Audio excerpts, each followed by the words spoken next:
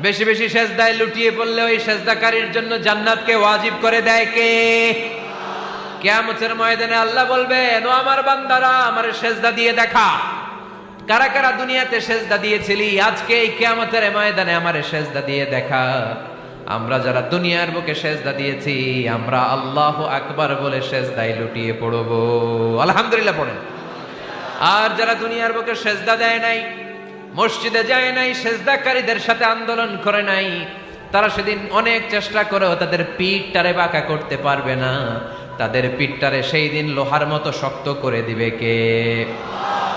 ইয়াউমা ইউকশাফু আন সাকিন ওয়া ইউদআউনা ইলাস সুজুদি ফালা ইস্তাতিউন।